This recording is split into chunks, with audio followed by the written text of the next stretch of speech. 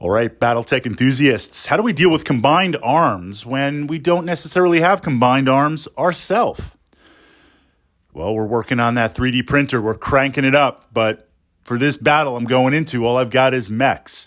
So one of the great things about Battletech is this idea of scalability. You can play big games. You can play small games. You can play mech versus mechs.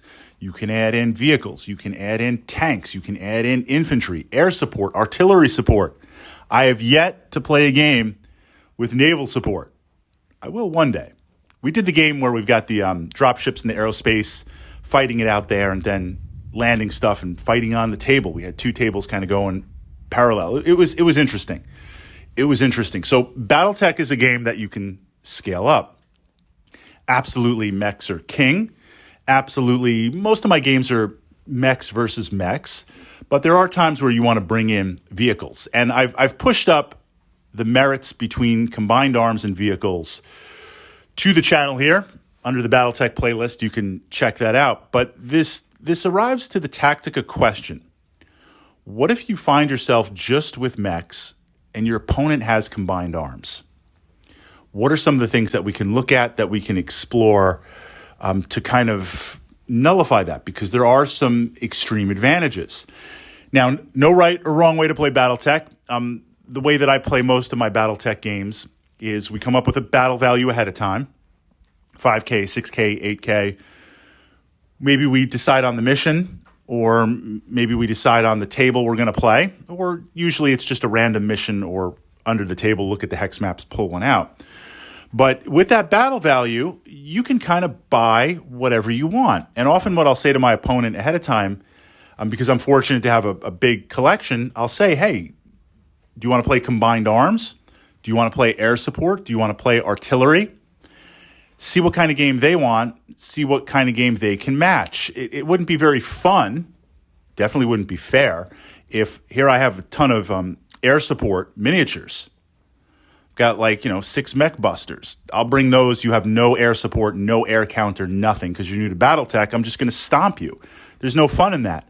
So often in agreeing what we're going to play ahead of time, we'll come to a consensus. Now, if you say, yeah, we can play air. I mean, there's been times I've agreed to play with air support and I take minimal air support or even no air support. Maybe I'll take partisan tanks or some anti-aircraft type mechs. That's a conscious decision that I make where I say, look, it's available. We've agreed we can possibly bring it, but for whatever reason, I'm choosing not to bring it. That's a different story because I'm aware of it tactically going in and I can adjust for it. So I want everything to be transparent. So let's say we agree, hey, combined arms. You can bring infantry, tanks, and mechs. That's the game. And I'm looking and saying, I've just got some new mechs painted. We're doing 6K battle value. Let's be honest, it should have been 10K because I just can't get all my toys on the table. I'm going to go all mechs. I'm not going to take any vehicles. I'm not going to take any infantry. That would be pretty rare, but it's happened. It's happened. You show up to the table, roll for mission, draw a hex map, deployment, and I see you've got a lot of vehicles. I see you've got infantry. How do we counter that? That's the lead-in. So the first thing I have to be aware of is, without any house rules or adjustment, and I'm talking raw, rules as written. Nothing wrong with house rules, but rules as written means I'm going to get hammered on initiative. I am.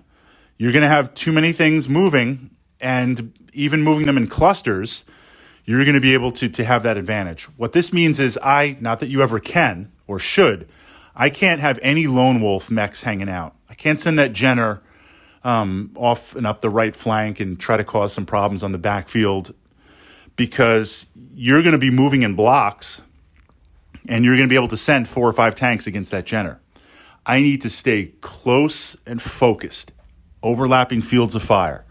Yes, I'm going to be dealing with a lot, but I'm going to be able to shoot a lot back out. I need to stay close. I cannot allow myself, as best I can, to get isolated, although you are going to have an advantage with the initiative. I need to play a little slower and a little bit more conservative. I'm not saying don't be aggressive. I'm not saying don't be nimble.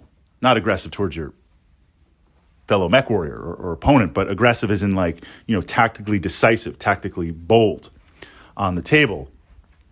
But I'm going to have that initiative. So the first thing is initiative. Second to that is there's a duality. I have to be taking out their key assets, the mission assets, but I got to get that initiative down. What are some things that I can destroy, or if we're playing with immobilization, abandonment rules, or forced withdrawal, how can I start getting that initiative down, working on that? That's the first thing I'm looking for, and it's not always possible, right? Second to that is, yes, ideally, I want to destroy something. I want to destroy it. But with vehicles, immobilization buys you a lot of time. One of the challenges to vehicles, of course, is motive hits, your tracks, your wheels, your air balloons getting chewed up and slowing you down to the point where you can't really effectively move anymore. And if you can't really effectively move, then that cuts down on range or firing arcs. Very, very important. Very, very potent.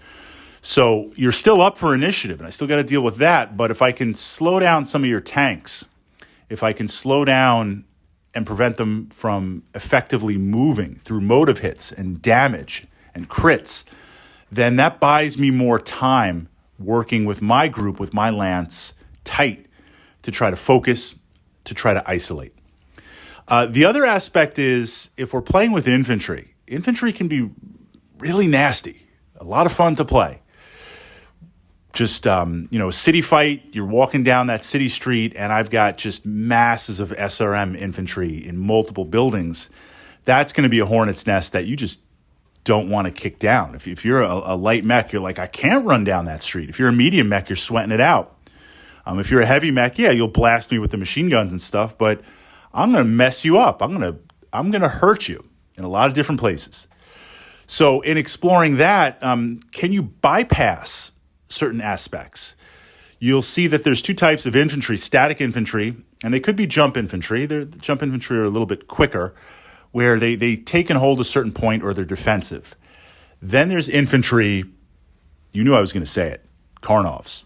Karnovs, APCs, goblins, vehicles that can deploy mechs. If you can eliminate these once they're deployed or as they deploy, then large infantry platoons suddenly become static. They're still a threat. They're still going to radiate out that threat bubble, whether it's conventional, SRM, LRM, but it allows you possibly to bypass things a little bit easier. So with these infantry and with certain vehicles, can you look to bypass them and operate from that perspective? That's going to be the way in. That's going to be the tactica that is going to try and level the playing field as best that it can, and things to keep in mind as you play. But it is challenging. Mechs are a lot more powerful, but if you let me do combined arms, 6K, and I bring 1.5 or 2K worth of vehicles and infantry with some solid mech backup, that's got some bite. That has some real bite behind it, and you're going to have to 100% be on top of your game if you're going pure mechs. It's not to say it can't be done. I've done it all the time, but it's a different style of play. So I'm going to turn it over to my fellow mech warriors here in the comments. We're getting the young blood mech warriors up to speed here, right? They've just inherited that mech going out on their first mission, and they do not want to join the ranks of the dispossessed, especially not to some infantry or tanks. You've got a lance or two of mechs, and you're going up against a lance and combined arms. What are some of the tactica checkpoints that you are looking at or you are looking out for to potentially counter?